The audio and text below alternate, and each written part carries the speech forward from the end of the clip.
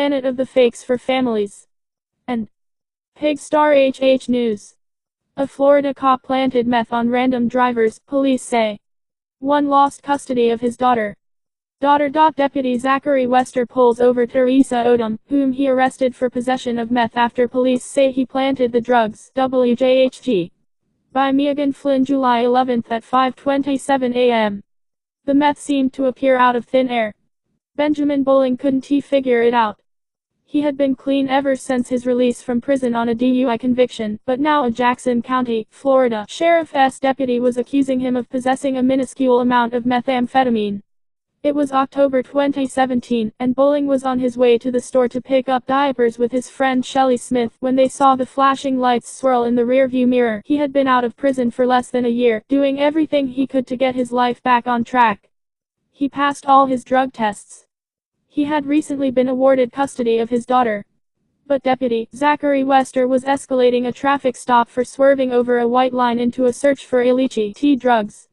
Bowling and Smith, confident they had nothing to hide, told Wester to go ahead and search the car after he claimed to smell marijuana, assuring him he wouldn't find any. He emerged with meth.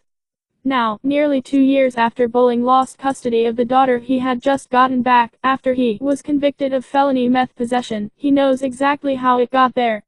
Wester, state investigators now say, planted it himself, and Bowling was far from the only victim. Wester, who was fired last September, was arrested Wednesday and charged with 52 counts of racketeering, false imprisonment, official misconduct, fabricating evidence and possession of controlled substances, among other charges.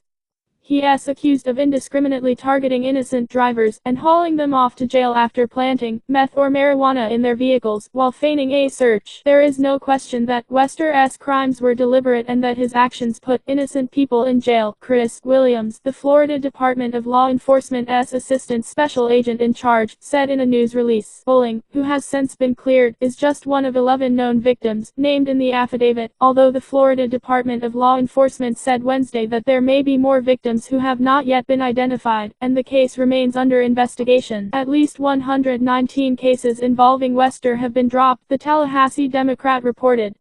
In addition to the dropped charges, Circuit Judge Christopher Patterson ordered at least 8 inmates released from correctional facilities last fall, as 263 cases remained under review. Investigators said at a news conference Wednesday that there did not appear to be any rhyme or reason to the drivers. Wester, 26, singled out for false arrests on drug possession. Some were parents with a diaper bag in the back seat, others were young men and women, some crying as they insisted they had never touched drugs, let alone meth, in their lives. Asked by reporters why Wester would do this, State Attorney William Bill Edens of Florida's First Judicial Circuit said that was a good question. Investigators were still trying to figure it out themselves, he said. "You are never certain of what lies in the heart of man," he said. Edens said he does not plan to offer a plea bargain, and that Wester faces up to 30 years in prison. Wester's defense attorney could not immediately be reached for comment.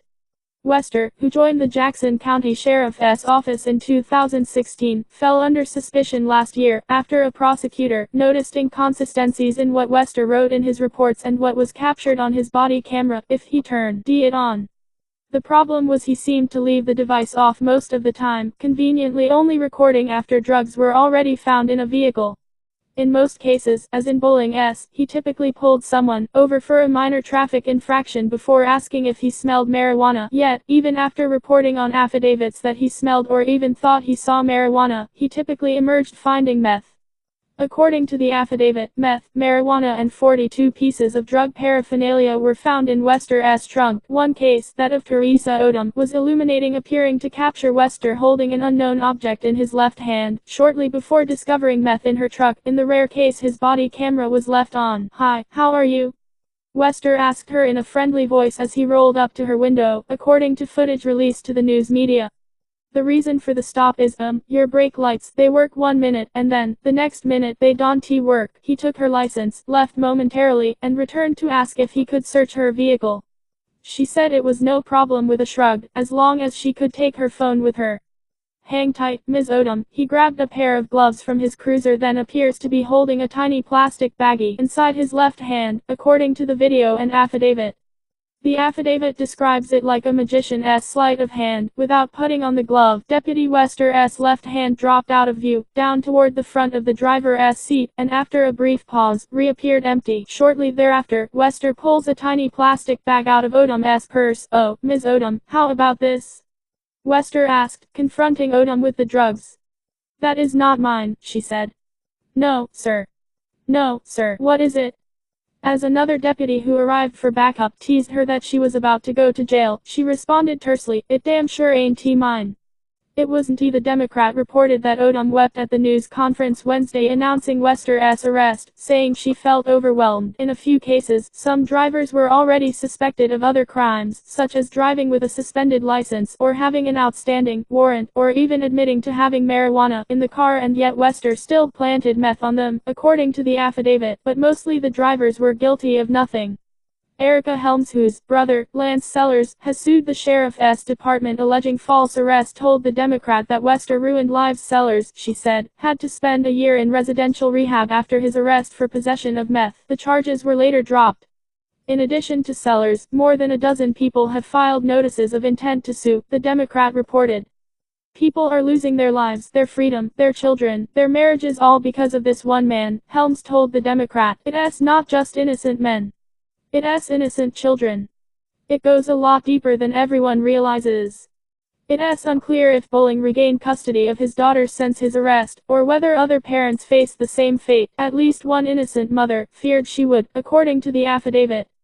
Kimberly Hazelwood and her husband, Jeremy, were pulled over in June 2018 with their small children in the back seat, as Wester alleged that the Hazelwoods' car insurance had lapsed. Wester zeroed in on a bottle of Excedrin he saw in her possession. He told the couple that he was calling in the K9 unit to search the vehicle.